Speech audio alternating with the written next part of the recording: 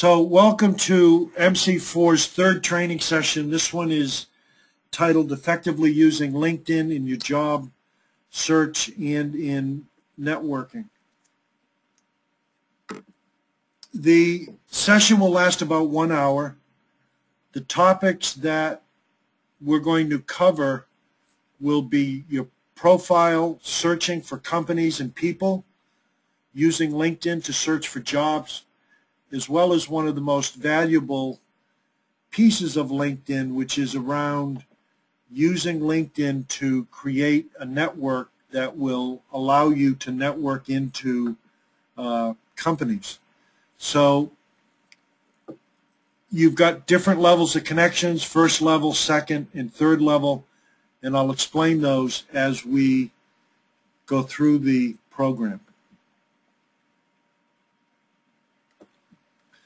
So when you think about a profile, I want to point out a couple things to you on the LinkedIn screen, that homepage that you arrive at when you first open up LinkedIn. And you can see updates on, in this area around some of your contacts and status updates for them. One of the parts of this homepage that can be important is this section right here that allows you to look at or get some information on who might have looked at your profile. Now, if you have a paid subscription to LinkedIn, it will actually tell you if it will work. There it goes, okay. I'm in a hotel, and about this time every night they kill my internet connection until I re-register.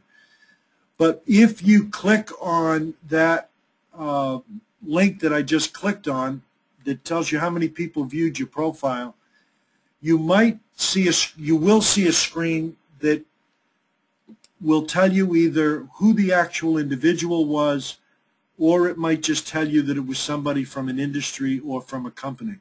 And again, I have a paid subscription to LinkedIn, and that may be the reason why we can see these.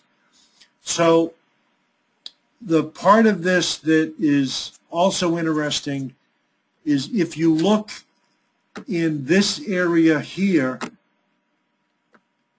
it tells you the keywords that were used to find you. In other words, keywords that were put into LinkedIn search that caused your profile to come up and for someone to view it. Now, later on you're going to hear me talk about your profile in keywords. So if I were thinking about what I do for a living, all of what you see here would be keywords that I would want to appear in my profile.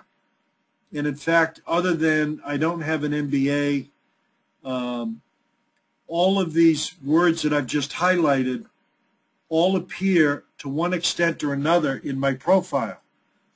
Now, the reason that that's important is that you want to make sure within your profile that the keywords for the type of role that you're looking for, that those words are in your profile. It will make it easier for a recruiter or someone else to find your profile and then hopefully look at it. Okay? So the next step that we want to do, and let me just unmute everybody, or if you have a question, just remember to click on the hand that should be somewhere on your screen, and I'll unmute your microphone, and you can ask your question and everyone will hear it. So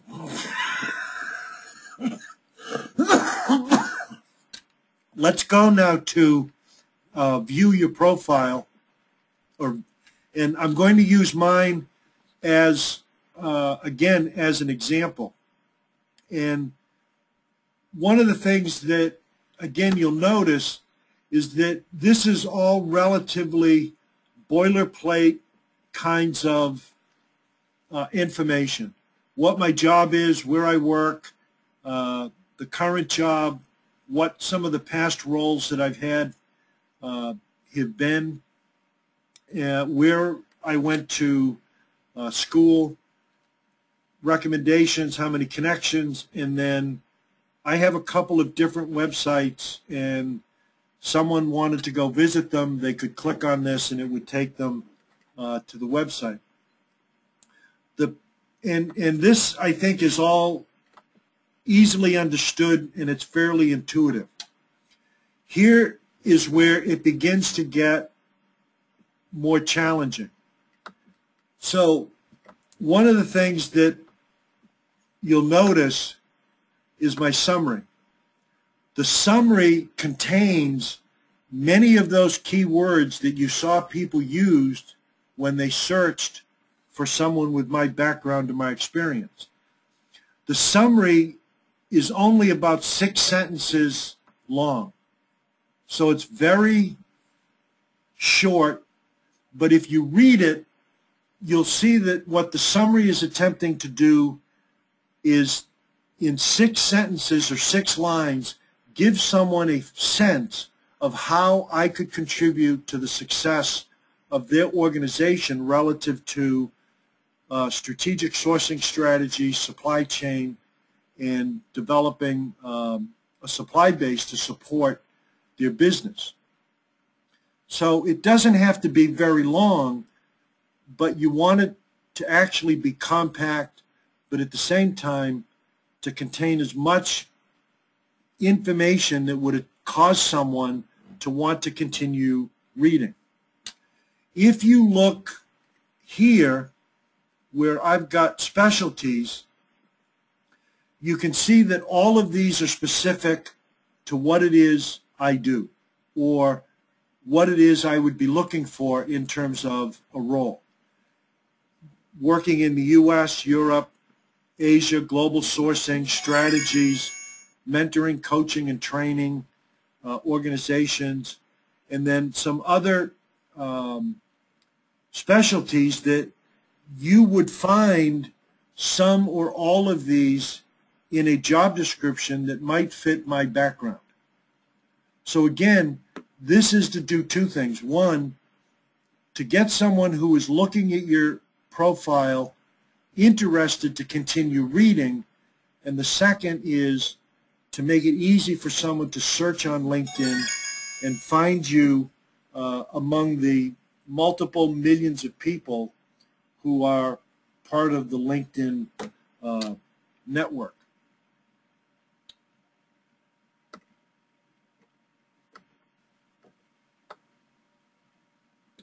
So if we continue to scroll down, now we begin to get to where it is a little more challenging when you're coming out of the military, because you've gotten them to look at that top block. They've now looked at your summary and what your specific skills or specialties are. They want to keep reading, but now they're looking for something that has a little more meat to it in terms of demonstrating how you could make a contribution based on what you've done in the past. The reason that under the Bogan this role is that I've been consulting now for a couple of years. I've been consulting with Bogan for about 4 months. They finally made an offer to me that made sense, and actually today was my last day as a consultant, and tomorrow I officially join Bogan as a regular employee, having to pay taxes to the state of New Jersey, even though I live in New Hampshire, so that's a little bothersome to me. I do have something here around the work that we're doing within MC4. And if we scroll down some more, now you'll begin to see something that prospective employer or someone else can look at. For confidentiality reasons, I can't get specific about what I've done at the companies that I've done consulting with. So here I've simply described some of the work that was done, the benefit that they may have gotten from that, the types of companies that I've consulted with, and where they're located. So Massachusetts, Alabama, and then in New Jersey, where I had started with Bogan. But as we scroll down to my work when I was the director of global sourcing at Brooks Automation, now you begin to see a little more quantitative information. Quantitative means you can measure it. One of the challenges with the military resumes that I've seen, and I've seen a lot of them, is that they're written in a qualitative way. So just to make sure we're all on the same page, if I ask you what the temperature is outside and you tell me it's warm, that's qualitative. It can mean different things to different people. If you tell me it's 70 degrees, that's universally understood. So what you want to try and do is have a mixture of qualitative and quantitative pieces of information. So here you can see there's a thing that says contributions to profitability. I reduced material costs by 1.2 million. Organizational development and design, that I created these commodity councils as well as skills assessment tools and those kinds of things. Under strategy, it talks about what I was able to accomplish in terms of strategy. Around the supply base, you can see where it talks about improving the supply base performance via these qualifications. Now, I will tell you what I don't like about this part of my profile. There's not a whole lot of quantitative information in there, and it's something that I have been intending to improve upon, and you know, I just never really got to it. So there could have been much more quantitative information in this part of my profile. When you look at the one from Teradyne, again, there's not a lot of quantitative stuff. It's more focused around strategy and some other things that I did. And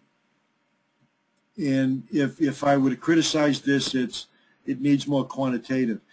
If you go to, and I'm going to show you how to do this in a second, my BoxNet files, you can download my resume and you'll see that it's loaded with quantitative information.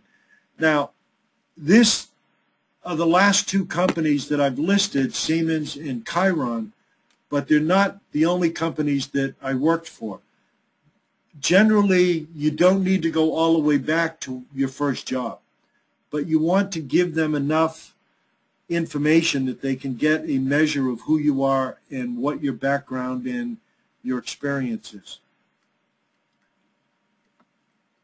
As you move on down to education, that's relatively straightforward. Recommendations are always or can be helpful.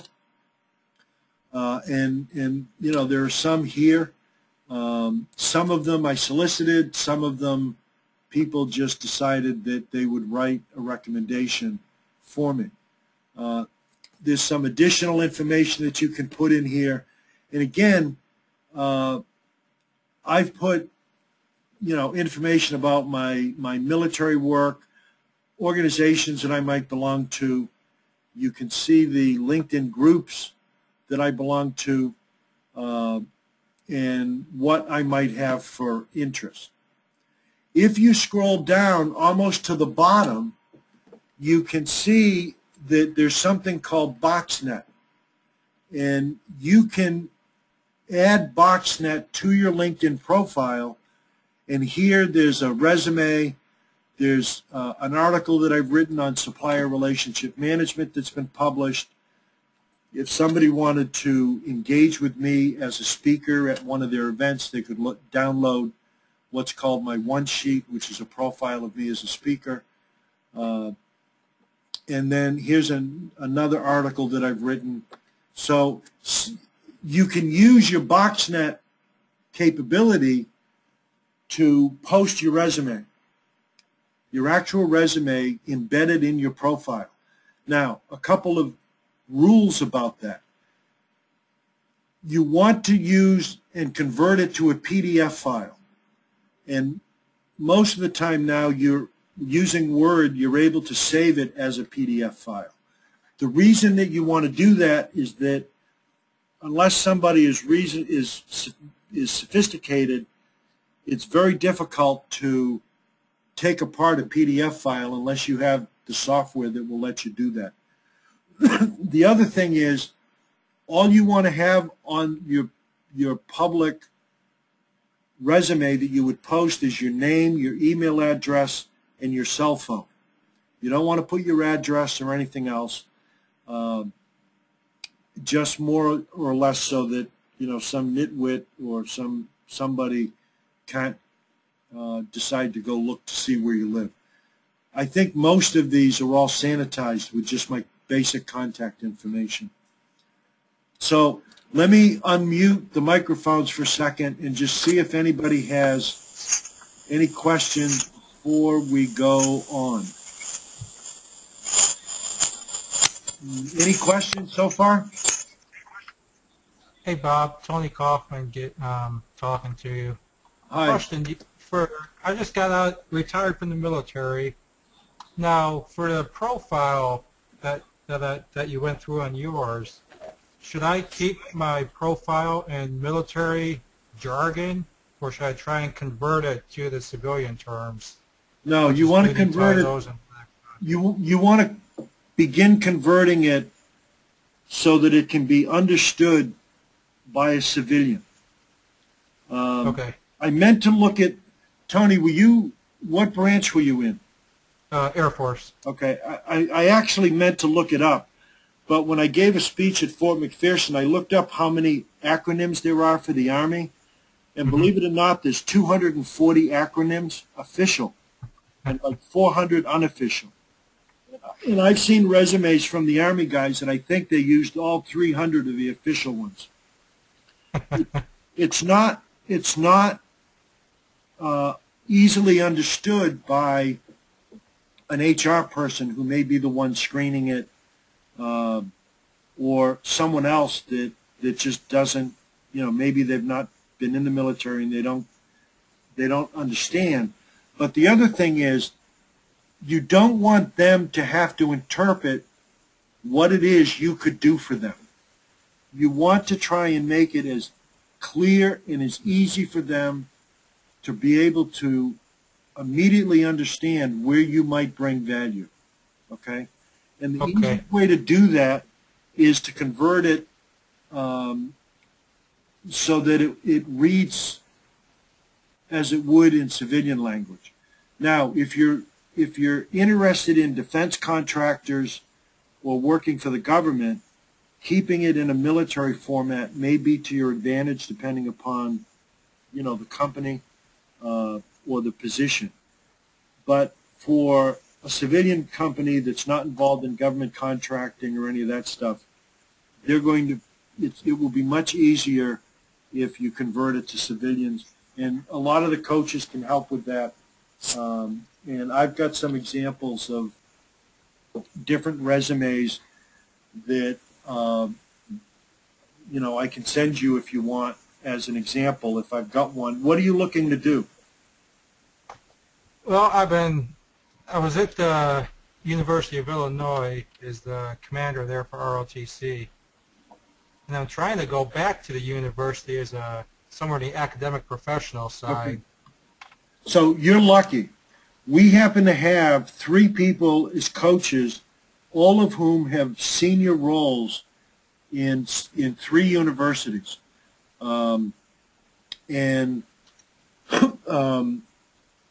Jane Hudak is one of them. She's the dean of a private university in Pennsylvania. I think Mary Teresa Tagliabue is in human resources at another university in Pennsylvania. Yeah, actually Mary Teresa connected with me not too long ago. Okay, and she has been very, very helpful to give, I think, good coaching and guidance to folks who are looking to get into working in some of the university roles. Okay? Okay, thank you, Bob. All right, anything else?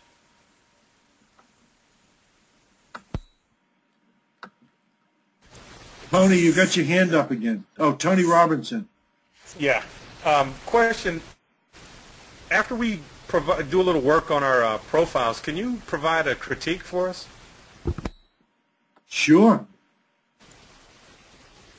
You were in the Marines, right, Tony? Semper Fi. I love critiquing the resumes of Marines. I'm ready to let you just have at it. Because I know it must irritate you guys to ask an Air Force guy for help. This is killing me. I know. You'll get used to it. Yeah, when you're ready, just let me know. Okay? Thank you. All right, I'm going to mute everybody again and then go to the next piece of this. Remember, you can always raise your hand and I will come back to you. So there's several things that you can do relative to trying to find people that you can network with. And many times what you're looking for is someone in your network who either works at a company that you're interested in or they themselves may be connected to someone who works in that company. So if we just, for a minute, let's say, for example, that you were interested in working at American Express. So up here, under this search area here, change that tab to companies and then type in American Express, click OK, and what you see here is that under American Express Financial Services, there's 168 people that are in my network. Now, that doesn't mean I'm connected directly to them, but it means that they are connected to someone who is either a first-level connection for me, which means we're connected directly, or they're connected to someone that I'm connected to. And you can click on the 168 people, and we can see who they are.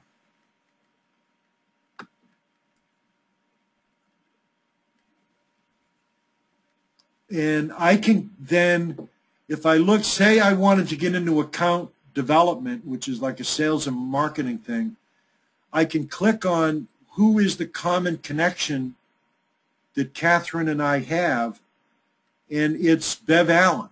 And Bev Allen, for me, would be a very good connection because Bev worked for me at one time. And we've maintained, personal contact since then. Erica Dunham works for a company called Metasys, and I actually am a columnist on a quarterly newsletter that Metasys puts out that Erica publishes, so she would be another good contact. Now, you will scroll down far enough and you'll go through enough of these that eventually you're going to find someone that is a second level connection. And I'm looking for one now. Now, what that means is that you are not connected directly to that person, but you are connected to someone who is connected to them. And what you need to do in that case is reach out to the person that you are connected to and ask them if they will introduce you to that individual. And I'm really just blown away by this, because so far all of these people are directly connected to me. Under relationships over here, you can do what I just did, which was I filtered out all the first level. I don't have any first level connections. All I have are second level connections through someone else. So in here, you can filter based on work location, if you only want to see people in the U.S. If you're interested in working in the Phoenix area, then you can just click on Phoenix, and you can use this area as a filter. And then you can go all the way down to, to where there aren't any more. And, Dallas-Fort Worth, there's only 4 people. So searching for people at companies to see who you might be connected to, and by the way, you may be connected to someone who used to work at that company, which can be very helpful to you as well. So very, very, powerful tool. So let's take it a step further, and if you click on Advanced under People, you'll get a different screen that comes up, and here you have many options. So let's put American Express Financial Services in, and you want them to be currently working there. Maybe you want them in a specific area. So over here in this section, you would put in the zip code. And let's just say for a minute you don't know the zip code. You can click on Lookup,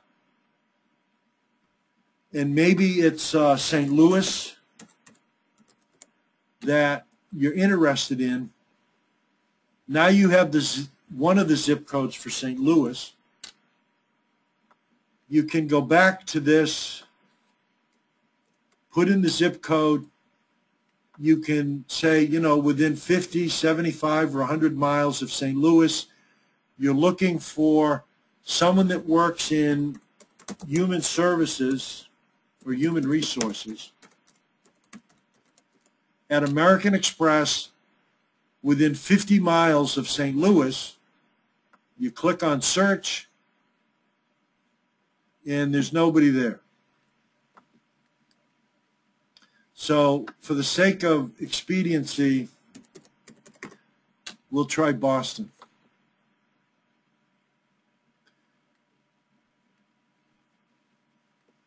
Nothing, which means I'm doing something wrong. Be patient with me. I'm new at this.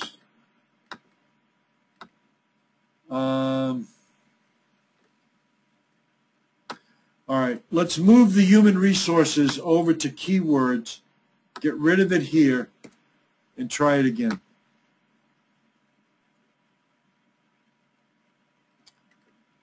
Nope. Oh, I had financial services spelled wrong. Okay. So spelling is important, obviously. If you don't spell it correctly, then it's not going to find it. good lesson, I guess. So here are all of the people who work for American Express in the Boston area that have human resources or something, those two words, in their job description. Okay? So let's stop here for a second because I want to make sure that everybody understands how this works, because this is an important part of this.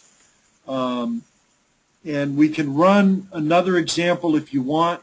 If you have an interest in a particular part of the country and you're looking for someone maybe in a particular company, we can do that as an example if you would like. So any questions on this?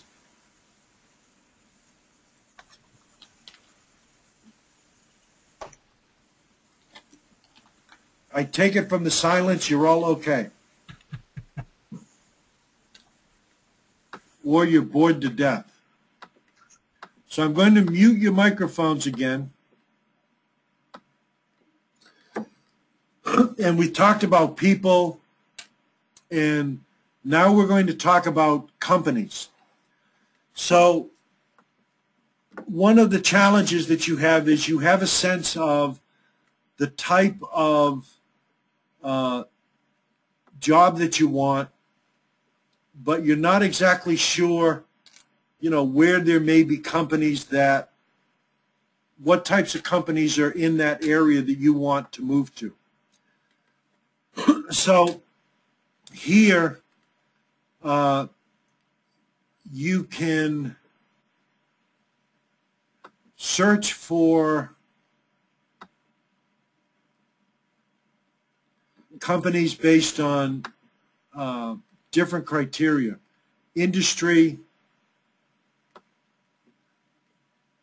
location. I'm actually looking for a specific. So let's think about a construction.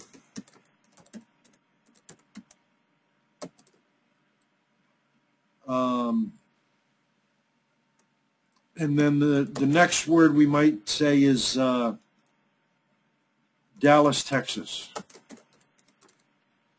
So, well, nothing in Dallas.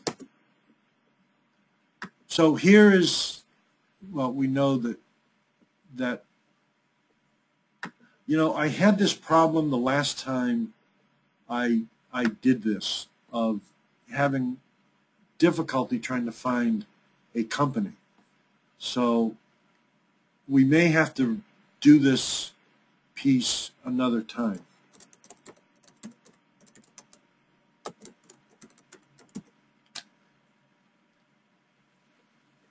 Okay, so if you were looking for construction companies in Dallas, Texas, all you need to do is put it in.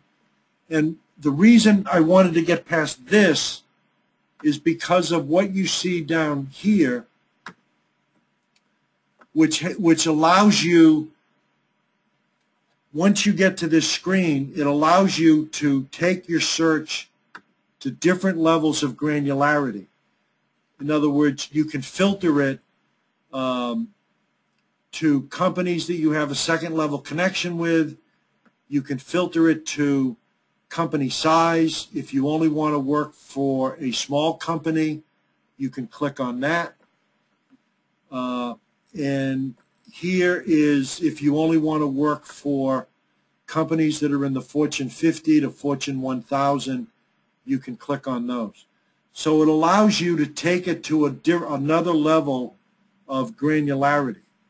And what's interesting is that I picked construction, Dallas, Texas, at random.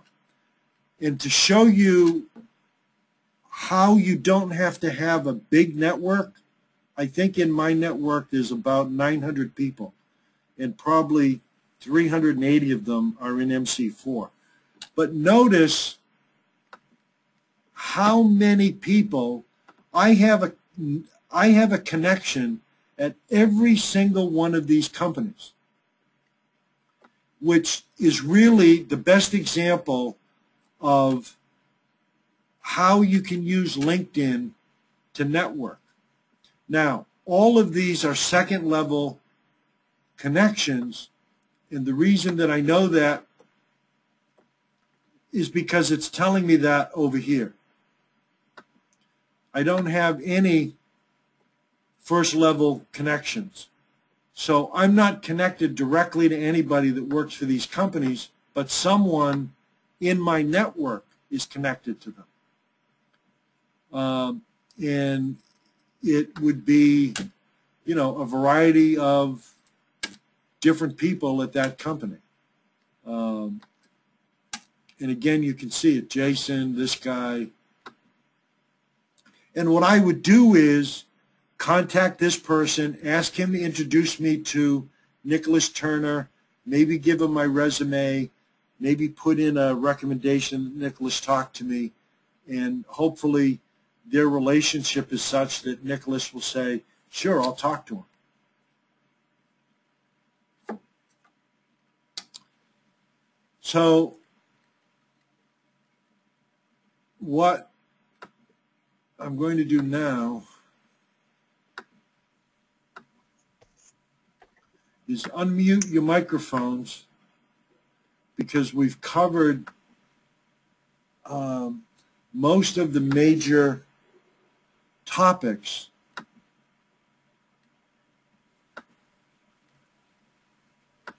that I wanted to cover, and I want us to have a chance to talk. So your microphones are all unmuted except for one, and I don't know why it won't let me unmute. So why don't you start, if you've got questions, go ahead and ask. Don't be shy. Go over BoxNet. How do you install that? Ah, good. So BoxNet, you can get to BoxNet by going up to the top of the screen to More, and you can highlight More, and in your case come down to Get Applications, and all of these applications are available to add to your profile for free. They don't cost you anything. It might generate some junk mail, but you can opt out of it if you want. The only one, and I tried Google Presentation, but I didn't like it because the presentations I use and the speeches I give are my intellectual property and value, so I took that down. But all you have to do is click on BoxNet, and it'll ask you a couple questions, and then you'll be able to add files to your profile. Does that help you?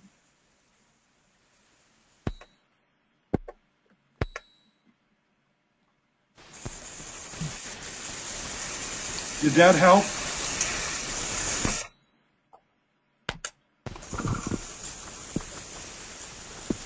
Are there any other questions?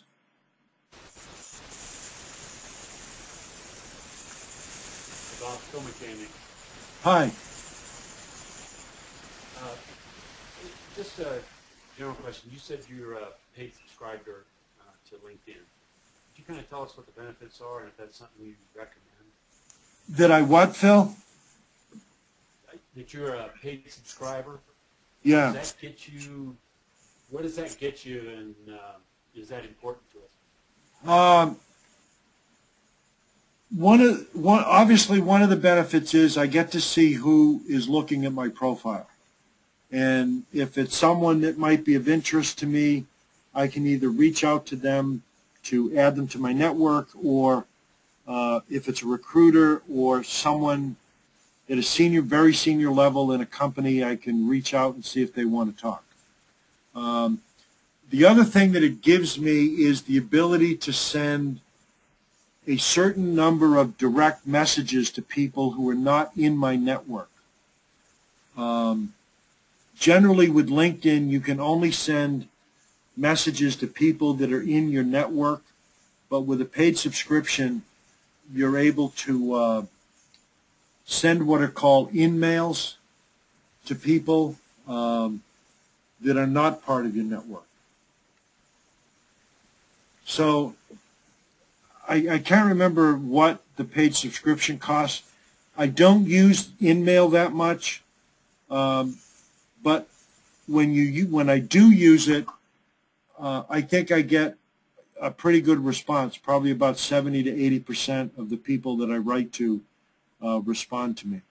So it's something that you might want to try, and if you find that it's useful, great. If you find that it's not useful, then you can just cancel your subscription. It's, by the way, the same thing with any of the recruiting websites like Ops Ladder in those. You know, there's a whole discussion that always takes place over how valuable is it to pay for a subscription on an employment website versus, you know, doing it, you know, the other way. Is that okay, Phil? Yeah, that's good. Thanks a lot. You know, it's up to the individual and whether or not they're actually going to use what it gets. And you know, in my case, I think it's been helpful. I actually use it more for stuff within MC4 if I'm trying to get a connection at a company for somebody. The in-mail for me has proven to be very valuable.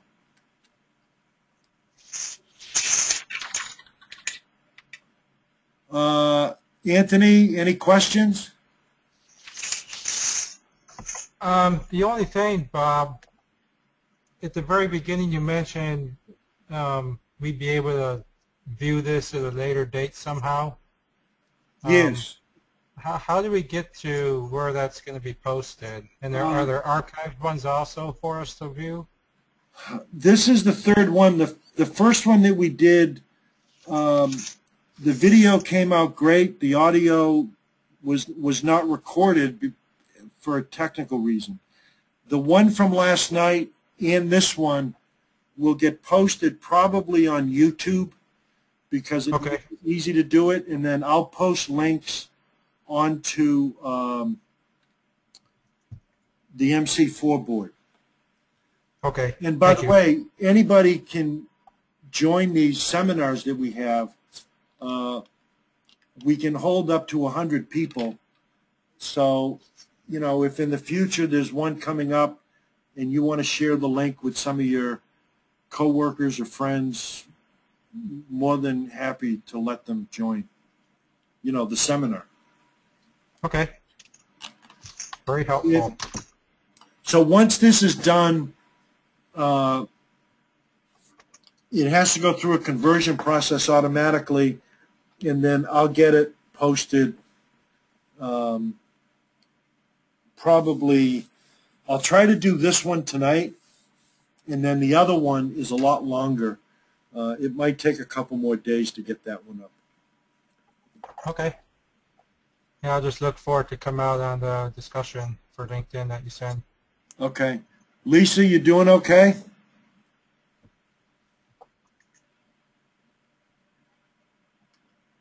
Phil? All good here, Bob. Thanks. Tony?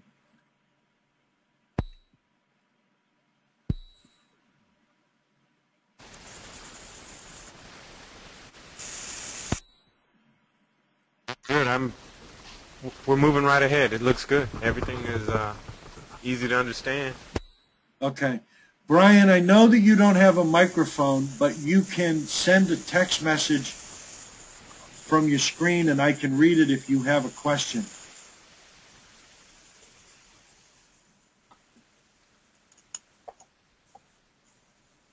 So, I don't know how to tell.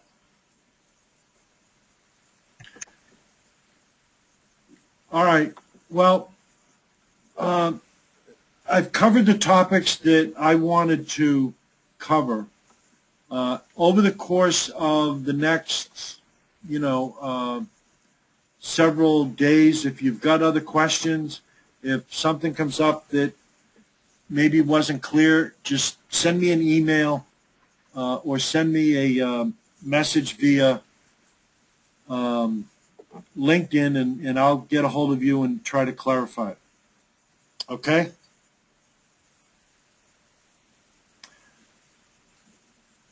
All right, so since there's no other questions, thanks for coming, and I'll get the video posted, and probably in the next 2 or 3 weeks we'll run two other seminars on different topics.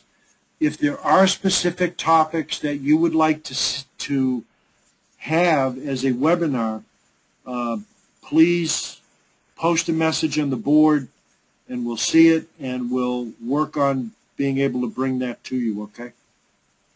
Okay. All right. Thanks again for joining us, and we will talk again.